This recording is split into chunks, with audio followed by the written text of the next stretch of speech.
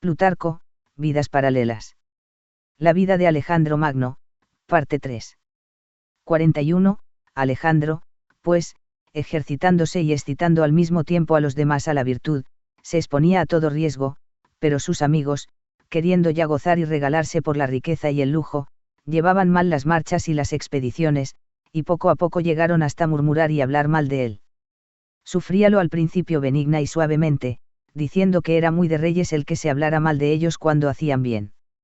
Y en verdad que aun los menores favores que dispensaba a sus amigos eran siempre indicio de lo que los apreciaba y quería honrarlos, de lo que añadiremos algunos ejemplos. Escribió a Peucestas quejándose de que, maltratado por un oso, había escrito a otros, y a él no se lo había participado, pero ahora, le decía, dime cómo te hallas y si es que te abandonaron algunos de los que te acompañaban en la caza, para que lleven su merecido. A Hefestión, que se hallaba ausente con motivo de ciertas comisiones, le escribió que, estando entreteniéndose con un icneumón, Crátero había caído sobre la lanza de Perdicas y se había lastimado los muslos. Habiendo sanado Peucestas de cierta enfermedad, escribió al médico Alexipo dándole las gracias. Hallábase Crátero enfermo, y habiendo tenido una visión entre sueños, hizo sacrificios por él y le mandó que los hiciese.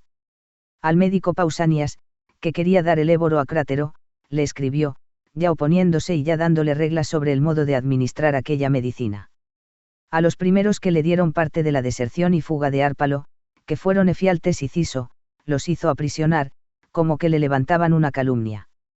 Empezó a dar licencia para retirarse a su casa a los inválidos y ancianos, y habiéndose Euríloco, de Egea, puesto a sí mismo en la lista de los enfermos, como después se descubriese que ningún mal tenía y confesase que amaba a Telesipa y se había propuesto acompañarla en su regreso por mar, preguntó qué clase de mujer era esta, y habiéndole informado que era una cortesana de condición libre, pues me tendrás, oh Euríloco, le dijo, por amador contigo, mira si podremos persuadirla con dones o con palabras, puesto que es mujer libre. 42. Es ciertamente de admirar que tuviese tiempo para escribir las cartas que escribió en obsequio de los amigos, como, por ejemplo, cuando un mozo de Seleuco se escapó a la Cilicia, dando orden de que le buscasen, tributando alabanzas a Peucestas por haber recogido a Nicón, esclavo de Crátero, y prescribiendo a Megabizo, con motivo de habérsele huido un esclavo al templo, que si podía lo aprehendiese fuera, procurando atraerle, pero en el templo no lo tocara. Dícese que al principio, cuando juzgaba las causas capitales, se tapaba con la mano un oído mientras hablaba el acusador, a fin de conservar el otro, para el reo, puro y libre de toda prevención, pero más adelante lo exasperaron las muchas calumnias que, envueltas con verdades, conciliaban crédito a la mentira. Lo que sobre todo le sacaba de tino y le hacía duro e inexorable era el que se le desacreditase, como que era hombre que prefería la gloria a la vida y al reino. Marchó entonces contra Darío para combatir segunda vez, pero habiendo llegado a sus oídos que Beso le había apresado, licenció a los tésalos, añadiendo a sus soldados 2000 talentos de regalo. Con la marcha y persecución, que fue penosa y larga, habiendo andado a caballo en 11 días 3300 estadios, llegaron a flaquear y desalentarse la mayor parte, principalmente por la falta de agua.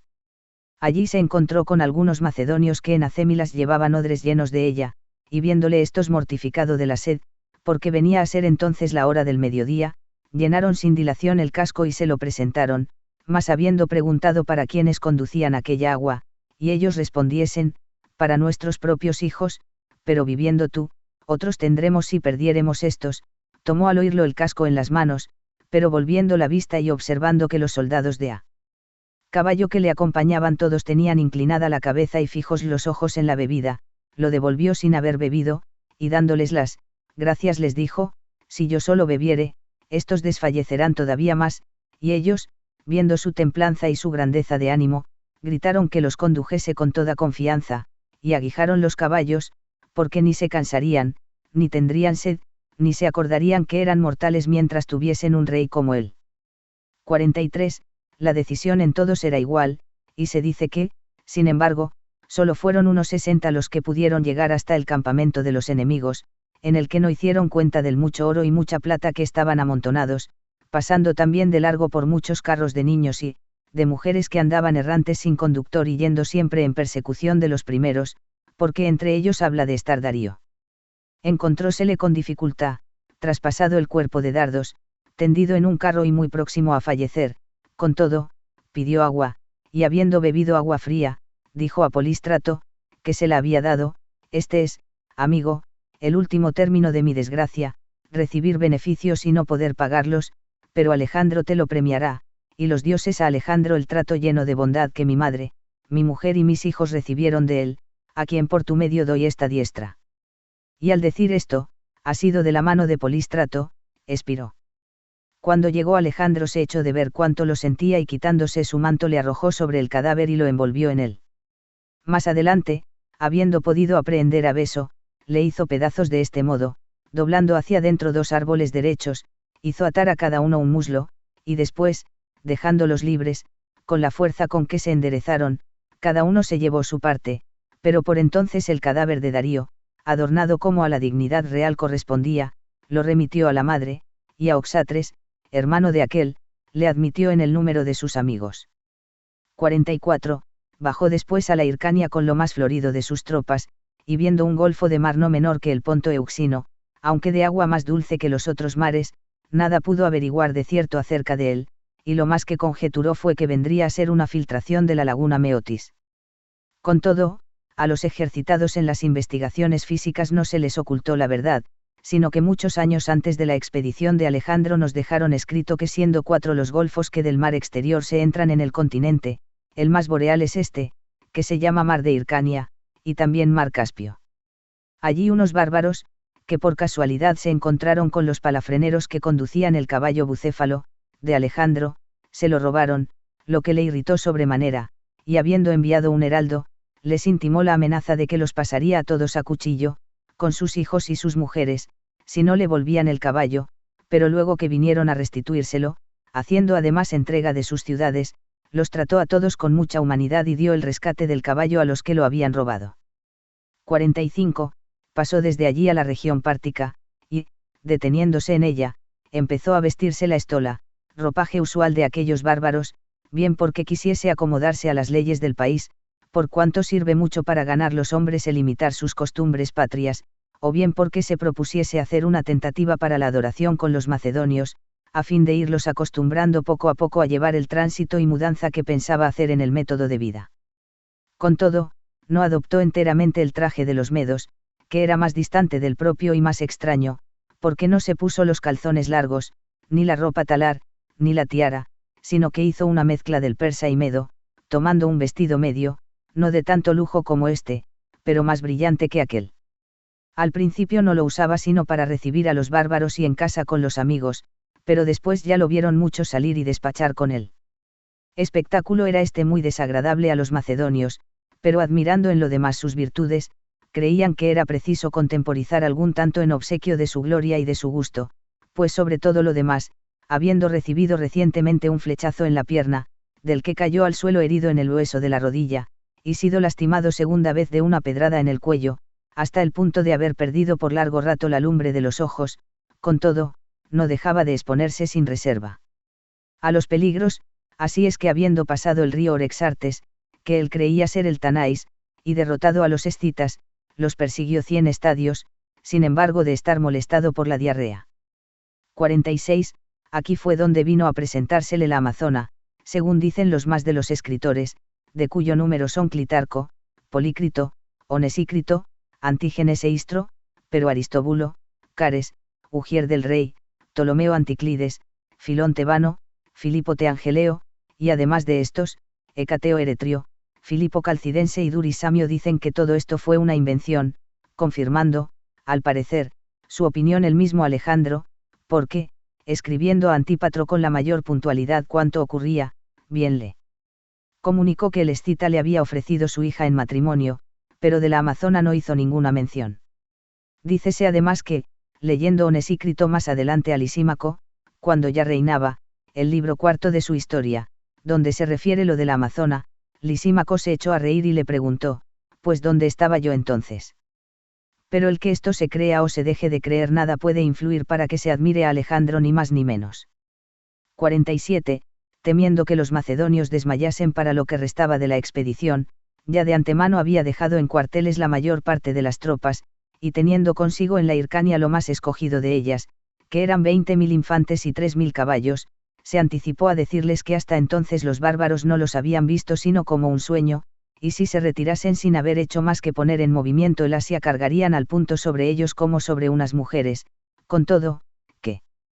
les prevenía podrían marcharse los que quisiesen, protestando, empero, cuando adquiría la tierra entera para los macedonios, sobre verse abandonado con sus amigos y con los que tenían voluntad de continuar la guerra. Casi con estas mismas palabras se halla escrito en una carta a Antípatro, en la cual se añade que no bien lo hubo pronunciado cuando todos gritaron que los llevase al punto de la tierra que quisiese. Habiendo salido bien la tentativa con estos, ya no hubo tropiezo en hacer ir adelante a la muchedumbre, y, antes bien, siguió sin la menor dificultad. Enseguida de esto, todavía se acercó más en el modo de vivir a los naturales, aunque juntándolo con las costumbres macedónicas, por creer que establecería mejor su imperio con esta mezcla y comunicación, usando de afabilidad, que no con la fuerza, cuando pensaba pasar tan adelante. Por esta misma razón eligió 30.000 jóvenes y dispuso que aprendieran las letras griegas y se ejercitasen en las armas macedónicas, poniéndoles muchos superintendentes y celadores. Su enlace con Roxana, bella y en edad núbil, fue efecto del amor, habiéndola visto y prendándose de ella en coreana en cierto festín, lo que, estando muy en armonía con el método que había adoptado, dio más confianza a los bárbaros por el deudo que había contraído con ellos, e inflamó más su amor al ver que, habiendo usado siempre de moderación y continencia, la había llevado entonces hasta el extremo de no querer tocar ni aun a esta mujer, única que le había rendido, sin autorización de la ley. Allí vio que, de sus mayores amigos, Hefestión celebraba su sistema y le imitaba, pero Crátero se mantenía en los usos patrios, y así es que por medio de aquel despachaba los negocios de los bárbaros, y por medio de este los de los griegos y macedonios. Finalmente, si al uno le amaba más por este motivo, al otro le estimaba y honraba, pensando y diciendo continuamente que Hefestión era amigo de Alejandro, y Crátero, amigo del rey. De aquí es que, teniendo celos el uno del otro, altercaron muchas veces, y luna sola, en la India, vinieron a las manos, llegando hasta sacar las espadas, y cuando sus respectivos amigos apadrinaban a uno y a otro, presentándose Alejandro a Hefestión le reprendió abiertamente, llamándole arrebatado y loco, si no veía que si alguno le privaba de la sombra de Alejandro no era nada, y a Crátero le riñó también, aunque en particular ásperamente. Llamólos a su presencia e hizo que se reconciliasen, jurando por Amón y los demás dioses que los amaba sobre todos los hombres, pero si volvía a entender que había contiendas entre ellos daría muerte a entrambos, o al menos al que hubiese dado principio a la disensión, por lo que en adelante, ya no se dice que ni por juego hubiesen hablado o hecho nada el uno contra el otro. 48. Filotas, hijo de Parmenión, era el de mayor autoridad y dignidad entre los macedonios, porque había dado pruebas de valor y sufrimiento, y en cuanto a dadivoso y amigo de sus amigos, ninguno más que él, después de Alejandro. Dícese que pidiéndole en una ocasión dinero uno de sus amigos, mandó que se le diera, y respondiendo el mayordomo que no tenía, ¿qué dices?, le replicó, no tienes tampoco un vaso o una ropa. Su engreimiento de ánimo, la ostentación de su riqueza y el servicio y aparato relativo a su persona eran de más boato de lo que a un particular correspondía, y entonces, imitando la grandeza y majestad de un rey, con mucho cuidado, pero sin ninguna gracia, en solo lo extravagante y que más daba enojos, no le granjeaba este porte más que sospechas y envidia, tanto, que el padre le dijo en una ocasión, dame, hijo, el gusto de valer menos. Para con Alejandro ya hacía tiempo que había empezado a caer en descrédito, porque cuando se tomaron tantas riquezas en Damasco, después de conseguida la victoria contra Darío en la Cilicia, entre los muchos cautivos conducidos al campamento se encontró una joven, natural de Pidna y de bella figura, llamada Antígona. Apropiósela Filotas, y, lo que es natural con una nueva amiga, entre el vino y los placeres, tuvo confianzas con ella sobre cosas políticas y de la guerra, y, atribuyéndose a sí mismo y a su padre los hechos más señalados, llamaba a Alejandro muchachuelo y decía que por ellos había adquirido su reinado. Comunicó Antígona estas conversaciones a uno de sus amigos, y éste, como está en el orden, a otro, de manera que llegaron a los oídos de Crátero, quien, tomando a la mujer consigo, la condujo secretamente ante Alejandro. Luego que éste la hubo escuchado, le previno que continuara en la amistad de Filotas y todo cuanto le oyera viniese y se lo revelara. 49. ignoraba Filotas lo que se tramaba contra él y continuaba su trato con Antígona, permitiéndose, ya por encono y ya por jactancia y vanagloria, palabras y expresiones contumeliosas contra el rey Alejandro, aunque se le habían hecho denuncias vehementes contra Filotas, no se daba por entendido ni hacía uso de ellas, o por demasiada confianza en el amor que Parmenión le tenía, o por temor de la opinión y del poder del padre y del hijo. Mas en aquella misma sazón, un macedonio llamado Dimno, natural de Calestra, que armaba asechanzas a Alejandro con la más maligna intención, como tuviese amores con el joven Nicómaco, le solicitó para que concurriese con él a la ejecución. No admitió éste la propuesta, y dando parte de aquel intento a su hermano Balino, éste se dirigió con él a Filotas, rogándole que los presentase a Alejandro, porque tenían que hablarle de cosas muy importantes y muy urgentes, pero Filotas, sin saber por qué causa, pues nunca se averiguó, no se prestó a ello, diciendo que el rey estaba ocupado en cosas mayores, lo que le sucedió por 2 veces. Entraron con esto en sospechas contra Filotas, y como, valiéndose de otro, éste los condujese ante Alejandro, habláronle lo primero de lo relativo a Dimno y después tocaron ligeramente en lo ocurrido con Filotas y cómo 2 veces le habían hablado y las 2 veces los había desatendido, que fue lo que sobremanera irritó a Alejandro. Ocurrió también que el que fue enviado contra Dimno, como éste se defendiese, le quitó la vida, con lo que todavía se sobresaltó más Alejandro, por creer que con esto se desvanecían los indicios de la traición. Como ya no estaba bien con Filotas, con esto cobraron osadía los que de antemano le odiaban, y decían ya sin rebozo que sería grande necedad en el rey el creer que un hombre de Calestra como Dimno había de haber tenido por sí semejante arrojo, por tanto, que no era sino ejecutor, o, más bien, instrumento manejado por una fuerza superior, por lo que la asechanza se había de buscar en aquellos a quienes más importaba que estuviese oculta. Con estos discursos y sospechas abrieron los oídos del rey para que llegasen a ellos otras 10.000 calumnias contra Filotas. Hízole, pues, prender, y le puso en juicio, asistiendo a la cuestión de tormento los amigos de Alejandro, y escuchando él mismo desde afuera, sin que mediase más que una cortina, así se refiere que profiriendo Filotas expresiones de abatimiento y compasión, y dirigiendo ruegos a Hefestión, dijo aquel, pues si tan débil eras y de tan poco valor, oh Filotas, ¿por qué emprendías hechos tan arriesgados? Muerto Filotas, envió inmediatamente a la media orden de que se quitara también la vida a Parmenión, antiguo compañero de Filipo en las más de sus empresas, de los antiguos amigos de Alejandro, el único o el que más le había incitado a la expedición contra el Asia, y que de 3 hijos que tenía en el ejército, de 2 había visto la muerte antes, muriendo con el tercero. Estos hechos hicieron terrible a Alejandro para muchos de sus amigos, y especialmente para Antípatro, el cual negoció reservadamente con los etolios, comprometiéndose con ellos, y ellos con él, recíprocamente, porque los etolios temían a Alejandro por la ruina y mortandad de los eníadas, pues al saberla había dicho Alejandro que no serían los hijos de los eníadas, sino él mismo, quien tomase venganza. 50. De allí a breve tiempo ocurrió el lastimoso acontecimiento de Clito, para los que meramente lo oyen, más cruel que el de Filotas, pero para los que reflexionan sobre el tiempo y la ocasión, efecto más bien de desgracia del rey que de su voluntad y su intención, siendo la mala suerte de Clito la que en la ira y en la embriaguez proporcionó la causa, y sucedió de esta manera. Llegaron algunos trayendo al rey por mar frutas de la Grecia, él, maravillado de su frescura y belleza, llamó a Clito con ánimo de mostrárselas y de partir con él. Hallábase Clito haciendo un sacrificio, y dejándolo marchó allá al punto, y 3 de las reses, sobre las que había hecho libación, le siguieron.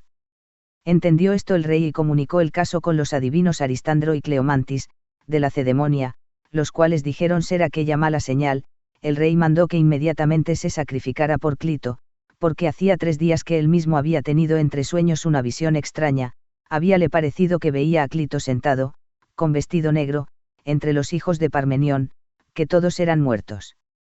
Clito no se había prevenido con el sacrificio, sino que sin dilación marchó a cenar con el rey, que había sacrificado a los dioscuros.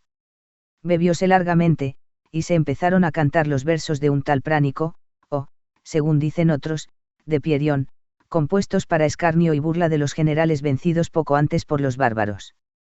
Lleváronlo a mal los ancianos, y profirieron denuestos contra el poeta y contra el cantor, pero Alejandro le oía con gusto y mandaba que continuase. Clito, ya demasiado caliente con el vino, y que de suyo era pronto e insolente, se incomodó, diciendo no ser del caso que entre bárbaros y enemigos se tratara de afrentar a unos macedonios que valían harto más que los que de ellos se burlaban, aunque hubiesen sido desgraciados.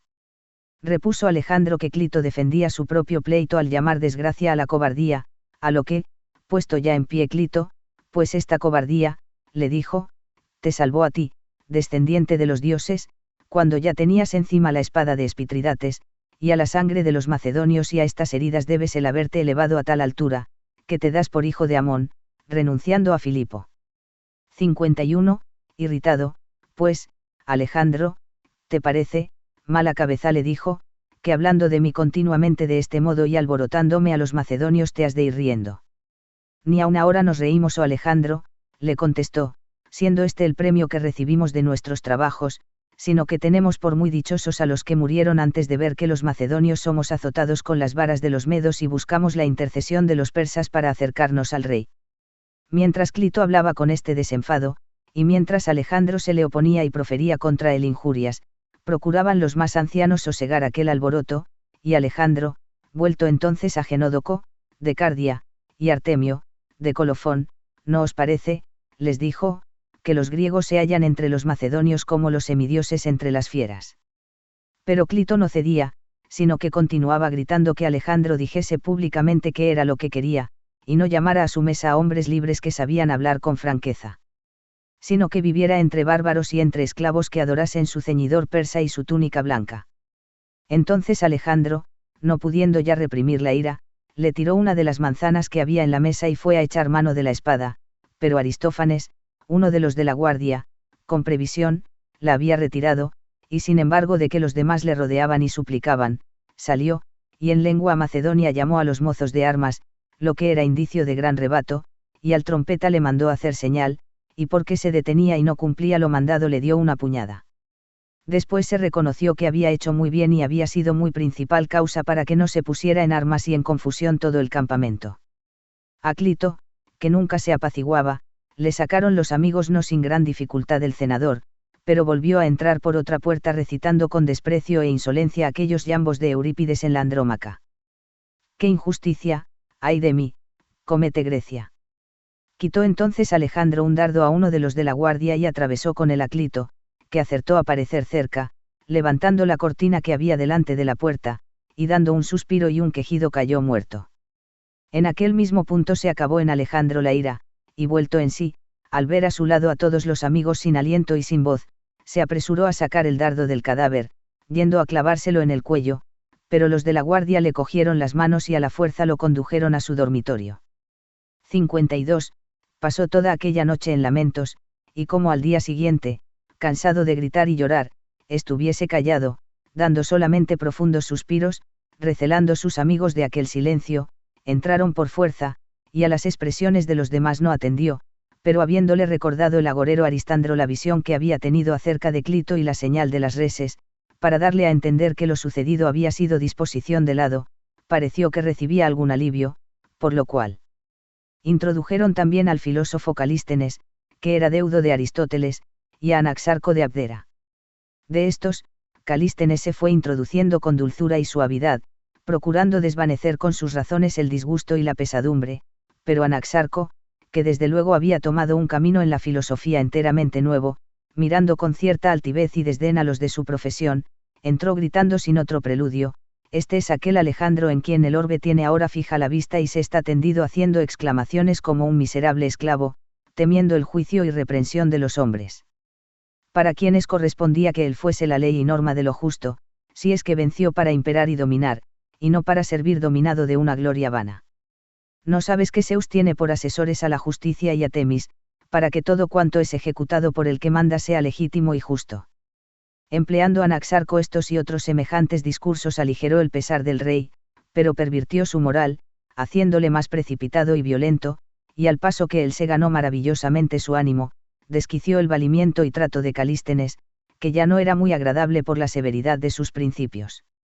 Cuéntase que habiendo recaído una vez la conversación durante la cena sobre las estaciones y la temperatura del ambiente, Calístenes adoptó la opinión de los que sostenían que allí hacía más frío y era más duro el invierno que en Grecia, y que tomando Anaxarco con empeño la opinión contraria.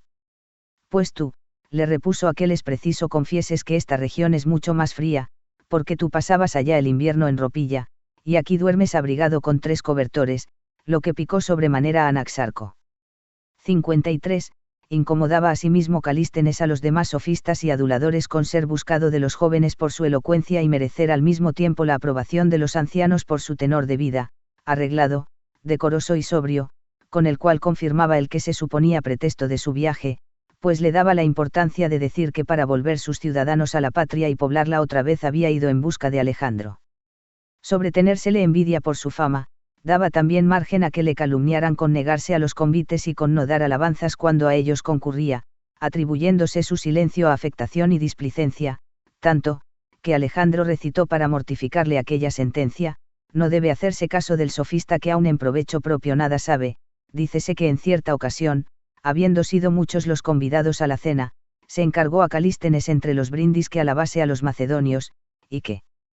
desempeñó el encargo con tanta elocuencia, que, levantándose, le aplaudieron y arrojaron sobre él coronas de flores, a lo que Alejandro había dicho que, según Eurípides, al que toma para discurso digno asunto, le es fácil ser facundo, añadiendo: mucho mejor podrás mostrar tu habilidad acusando a los macedonios para que se hagan mejores advertidos de aquello en que yerran, con lo cual, cantando Calístenes la palinodia, había dicho 1000 cosas contra los macedonios.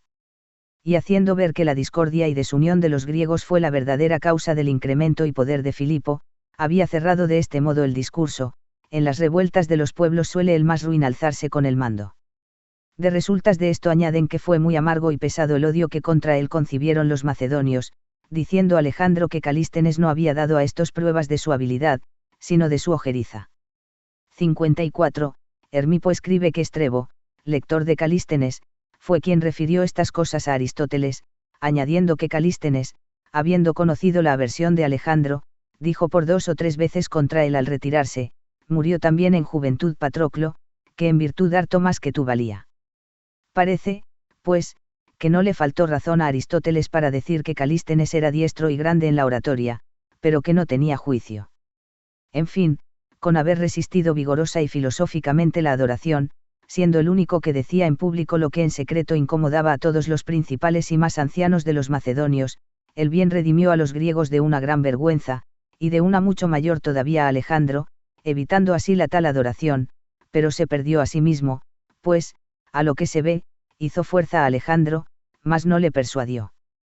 Cares de Mitilena, dice que bebiendo en un banquete Alejandro en una copa, la alargó a uno de los amigos, y tomándola éste se levantó y acercó a Lara, bebió y adoró primero, después besó a Alejandro en el banquete, y se volvió a sentar, y que lo mismo ejecutaron todos por orden, pero Calístenes, tomando la copa a tiempo que Alejandro no atendía, sino que estaba en conversación con Hefestión, bebió y se acercó para besarle, pero diciéndole Demetrio, denominado Fidón: oh rey, no beses, porque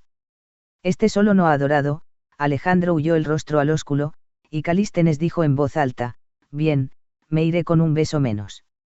55. Indispuesto ya de esta manera Alejandro, la primera cosa a que dio crédito fue la relación de Hefestión, que le comunicó haber convenido con el Calístenes en que adoraría y haber desmentido luego este convenio. Después, los lisímacos y los agnones denunciaron a Alejandro que el sofista se andaba jactando de la destrucción de la tiranía, poniendo de su parte a los jóvenes, y esparciendo la voz de que él solo era libre entre tantos millares de hombres. Por este motivo, cuando llegó el caso de la conjuración de Hermolao, y se tuvieron las pruebas de ella, pareció verosímil la acusación que contra él se hacía, de que preguntándole Hermolao cómo se haría hombre célebre le había respondido: dando muerte al más célebre. Atribuyéndosele además que excitando a Hermolao a la ejecución le había dicho que no temiese al lecho de oro, sino que se acordara que iba a tener ante sí a un hombre enfermo y herido. Sin embargo, ninguno de la conjuración de Hermolao profirió ni la más leve expresión contra Calístenes, aun en medio de los mayores tormentos y angustias. El mismo Alejandro, escribiendo en los primeros momentos a Crátero, a Átalo y a Alcetas, les decía que los jóvenes puestos a tormento habían confesado haber sido ellos los autores de todo, sin que ningún otro tuviese noticia, mas escribiendo después a Antípatro, ya culpó a Calístenes, diciendo: los jóvenes han sido apedreados por los macedonios, pero al sofista yo lo castigaré, y a los que acá le enviaron y a los que dan acogida en las ciudades a los traidores contra mí, en lo que aludía manifiestamente a Aristóteles, porque Calístenes se había criado a su lado, a causa del parentesco, siendo hijo de Ero, prima de Aristóteles. En cuanto a su muerte, unos dicen que fue ahorcado de orden de Alejandro, y otros, que falleció de enfermedad en la prisión, pero Cares escribe que después de su prisión estuvo 7 meses arrojado en la cárcel para ser juzgado en concilio, presente Aristóteles, y en los días en que Alejandro fue herido peleando en la India con los malos oxídracas, murió de obesidad y comido de piojos. 56. Sucedieron estos acontecimientos más adelante. Anhelaba de Marato de Corinto, siendo ya muy anciano, el subir a los países donde se hallaba Alejandro, y habiendo conseguido verle, exclamó que se habían privado del mayor placer aquellos griegos que habían muerto antes de ver a Alejandro sentado en el trono de Darío, pero fue bien corto el tiempo que tuvo para gozar del favor del rey, porque murió luego de enfermedad. Hiciéronsele ostentosas exequias, habiéndole levantado el ejército un túmulo de grande longitud y de 80 codos de elevación, y sus despojos fueron conducidos hasta el mar en un carro de 4 caballos magníficamente adornado.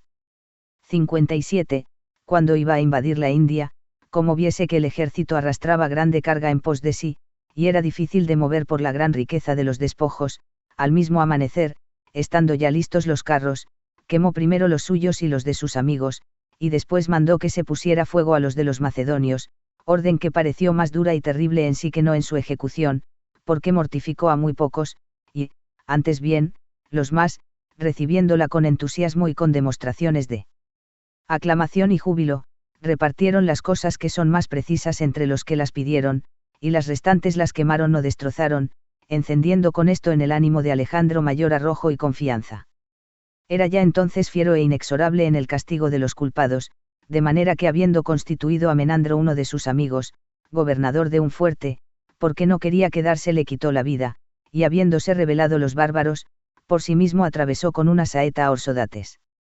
Sucedió por entonces que una oveja parió un cordero que tenía en la cabeza la figura y color de una tiara y la forma también de unos testículos a uno y otro lado, lo que abominó Alejandro como mala señal, y se hizo purificar por unos babilonios que al efecto acostumbraba llevar consigo, sobre lo cual dijo a sus amigos que no era por sí mismo por quien se había sobresaltado, sino por ellos, no fuera que un mal genio, faltando él, trasladara el poder a un hombre cobarde y oscuro.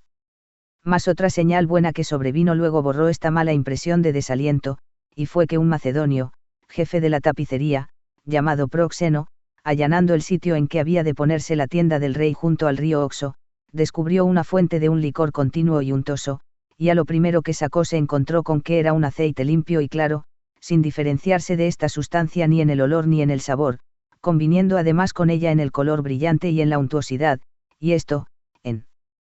país que no producía aceite. Dícese, pues, que el agua del Oxo es también muy blanda y que pone crasa la piel de los que en él se bañan. Ello es que Alejandro se alegró extraordinariamente con esta señal, como se demuestra por lo que escribió a Antípatro, poniéndola entre los mayores favores que del dios había recibido. Los adivinos teníanla por pronóstico de una expedición gloriosa, pero trabajosa y difícil, porque el aceite ha sido dado a los hombres por Dios para remedio de sus fatigas.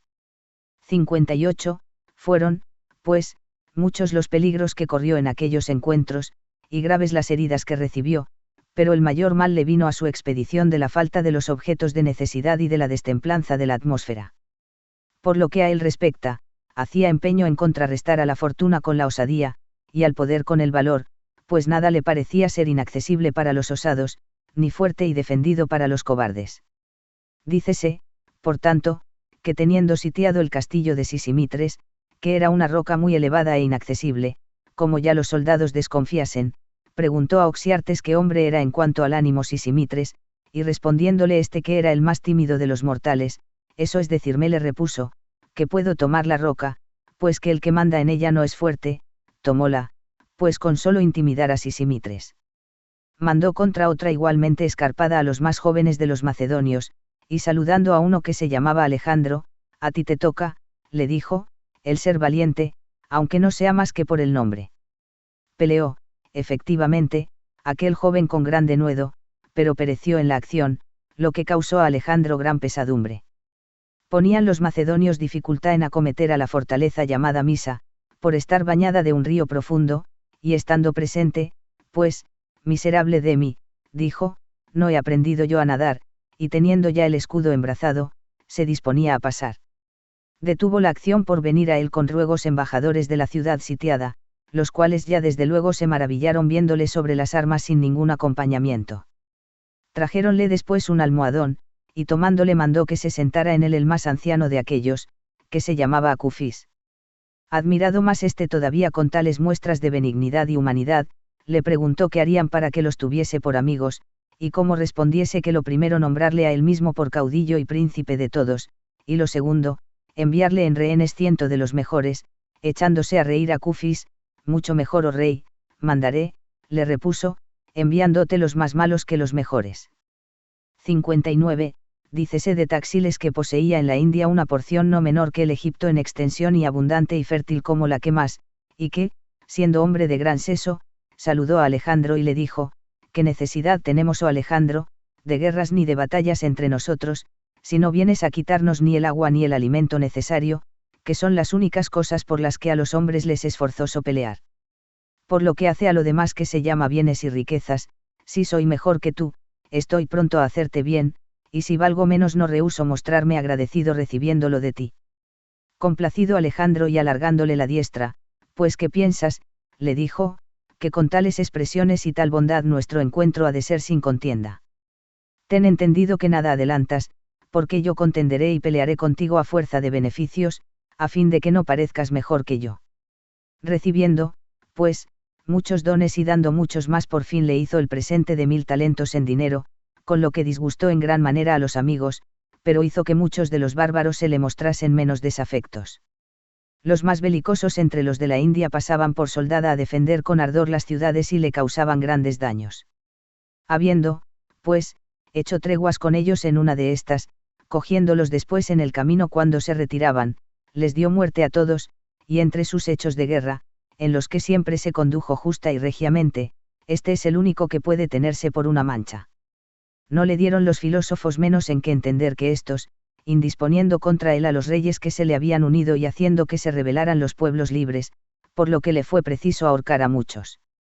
60. Lo relativo a Poro, el mismo Alejandro escribió en sus cartas cómo había pasado, porque dice que corriendo de Hidaspes, en medio de los dos campamentos, tenía Poro colocados al frente los elefantes para guardar el paso, y que él, por su parte, movía todos los días mucha bulla y alboroto en su campo a fin de acostumbrar a los bárbaros a no hacer alto en ello ni temerlo, que en una noche de las propias de invierno, en que no lucía la luna, tomando algunas tropas de las de a pie y lo más florido de la caballería, se alejó mucho de los enemigos y pasó hasta una isleta de no grande extensión, que allí le cogió una grande lluvia, y siendo muchos los relámpagos y rayos que parecían dirigirse al campamento, aun en medio de ver que muchos eran abrasados y consumidos de ellos, movió de la isleta para pasar a la opuesta orilla, mas yendo crecido y fuera de madre el Hidaspes a causa de la tempestad, había hecho una gran rotura e inundación, corriendo por ellas las aguas en notable cantidad. Y pudo ponerse en el terreno intermedio, con poca seguridad, por ser resbaladizo y estar mojado. Cuéntase haber prorrumpido allí en esta expresión, ahora creeríais, oh atenienses, cuántos trabajos aguanto por ser celebrado entre vosotros. Pero esto quien lo refiere es Onesícrito, el mismo Alejandro dice que, dejando las lanchas, pasaron armados la inundación, con agua hasta el pecho. Pasado que hubo, se adelantó con la caballería unos 20 estadios, haciendo cuenta que si los enemigos acometiesen con esta arma, mejor los vencería, y si quisiesen mover su batalla, también le llegaría a él con anticipación su infantería, y sucedió lo primero, porque habiendo cargado 1000 caballos y 60 carros, los puso en huida, habiendo tomado todos los carros y muerto 300 hombres. Entendió con esto Poro que el mismo Alejandro estaba ya de aquel lado, por lo que puso en movimiento todo su ejército, a excepción de algunas tropas que fue preciso dejar para que estorbaran el paso a los macedonios. Alejandro, por temor de los elefantes y del gran número de los enemigos, dice que cargó oblicuamente por el ala izquierda, dando orden a Zeno de que acometiese por la derecha, que por una y otra fueron los enemigos rechazados, y retirándose siempre hacia los elefantes, los que iban de vencida, allí se embarazaban y confundían, y que trabado el combate al salir el sol, con dificultad a la hora octava cedieron los enemigos. Esto es lo que el mismo ordenador de esta batalla refirió en sus cartas. Los más de los historiadores convienen en que Poro sobrepujaba la estatura ordinaria en 4 codos y un palmo, y que a caballo nada le faltaba para quedar igual con el elefante por la talla y robustez de su cuerpo, y eso que el tal elefante de que usaba era de los más grandes, el cual manifestó en esta ocasión una extraordinaria inteligencia y sumo cuidado del rey, pues mientras éste se sostuvo con vigor le defendió encolerizado de los que le acometían, haciéndolos pedazos, mas cuando percibió que desfallecía por el gran número de dardos y heridas, temeroso de que cayese de golpe, se inclinó blandamente al suelo doblando las rodillas, y cogiendo después suavemente con la trompa los dardos, se los fue sacando de uno en uno. Preguntando Alejandro a Poro cuando ya quedó cautivo cómo quería le tratase, regiamente le respondió, y replicándole Alejandro si no tenía más que añadir, con decir regiamente, está todo dicho le repuso. Dejóle, pues, autoridad, no solo sobre sus antiguos súbditos, con el nombre de sátrapa, sino que le añadió nuevo territorio, habiendo sujetado los pueblos libres, que eran 15 naciones, en varias ciudades principales, y muchas aldeas. Conquistó asimismo otra región 3 veces mayor, de la que constituyó sátrapa a Filipo, uno de sus amigos.